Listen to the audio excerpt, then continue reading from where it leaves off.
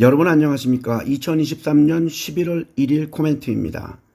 일본의 중앙은행이 2일간의 정책회의가 끝난 후에 과거 10년 동안 논란이 되어 왔던 일본 국채 수익률에 대한 엄격한 통제를 안 하고 느슨하게 하겠다고 했고, 엔화는 오히려 약세로 가면서 15년 만에 유로화 대비 최저치까지 빠졌습니다. 일본 중앙은행은 10년 만기 국채 수익률을 0% 내외로 유지한다고 했으나 과거에 흔히 말한 상한선인 1%를 엄격하게 유지하겠다고는 하지 않고 느슨하게 하겠다고 해서 금리가 그 위로 올라갈 수 있다는 여지를 남겼고, 또한 국채를 무제한으로 구매하겠다는 이야기도 하지 않았으며, 국채를 구매하면 그만큼 금리는 내려옵니다. 유로화 대비 160.35엔까지 하락을 했습니다. 오늘 오전 현재 160.01엔으로 약간 내려오고 있습니다.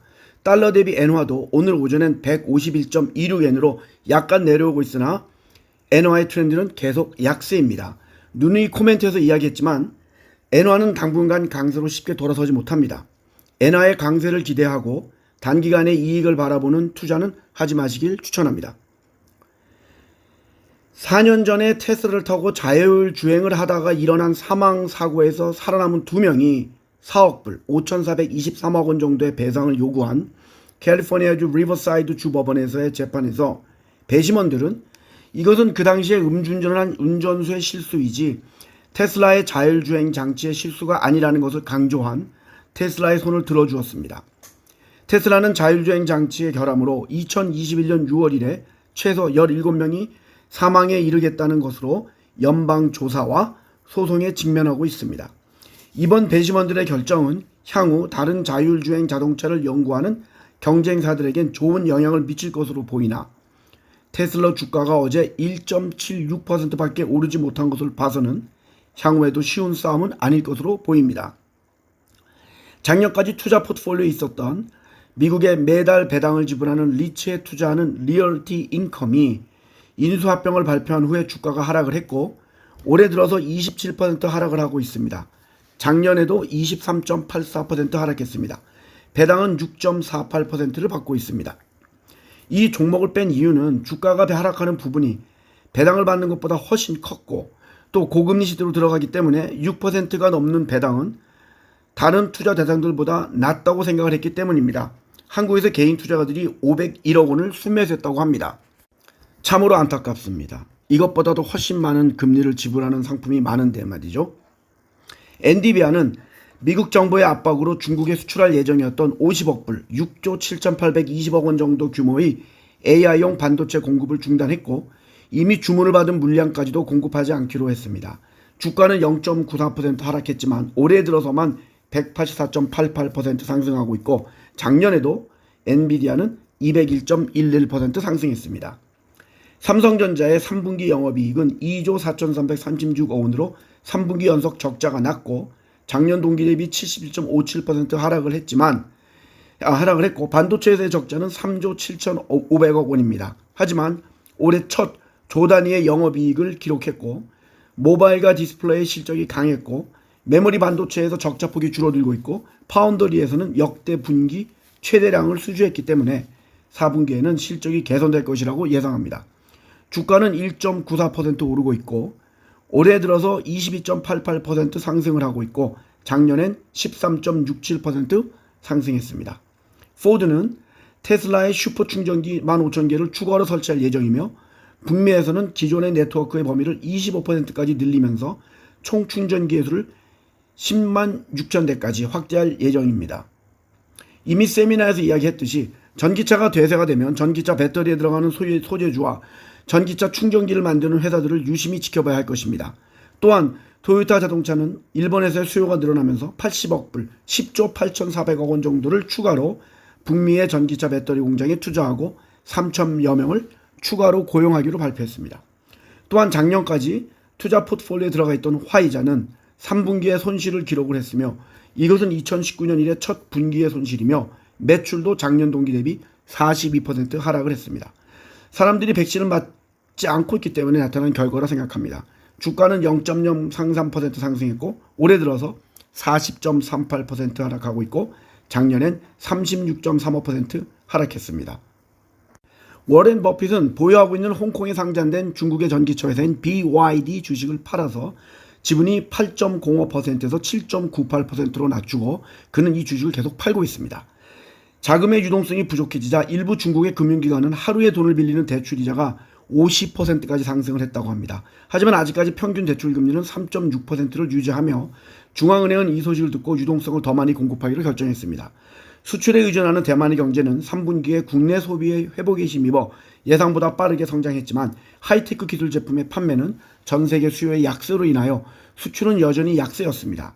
3분기 GDP는 작년 동기 대비 2.32% 상승을 했고 2분기보다는 10.47%나 늘어난 수치이며 대만의 내각은 특별소비세를 18%까지 인상하기로 결정했습니다.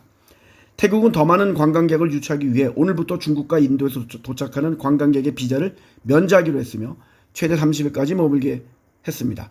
1월부터 10월 29일까지 태국에는 2,200만 명이 들어갔으며 9,275억 바트, 34조 7,348억 원 정도의 이익이 났으며 가장 많이 들어간 국가는 말레이시아이고 2등은 중국, 3등은 한국이며 인도는 4등으로 120만 명이 들어갔습니다. 태국은 올해 2,800만 명이 들어오기를 기대하고 있으며 이번 비자 완화 조치는 중국의 관광객들이 예상보다 많이 가지 않고 있기 때문에 일어난 조치라고 보여집니다. 투자의 길에서도 간단히 언급했었던 일본의 종합상사인 미츠물산이죠. 올해 영업이익이 늘어날 걸로 예상을 합니다. 워렌 버핏도 지분을 투자했던 미츠입니다. 일본의 9월 소매 판매는 작년 동월 대비 5.8%가 늘어나면서 소비도 회복이 되는 모습이며 19개월 연속 상승하고 있습니다. 또한 9월의 실업률은 2.6%까지 내려왔습니다. 그래서 세미나에서 제가 일본 경제가 나쁘지 않다고 이야기했던 것입니다. 오늘부터 내일까지 영국에서 열리는 세계 AI 회의에 일론 머스크를 포함한 약 100여 명이 참가를 할 예정입니다. 이번 회의에는 기업의 대표, 정치 지도자 및 전문가들이 모여서 AI가 제기하는 위험에 대해서 합의를 하며 대책을 논의할 예정입니다. 미국의 부통령이나 유럽연합의 집행위원장까지 참가를 하며 아직 전체 참석자 명단은 공개하지 않았습니다.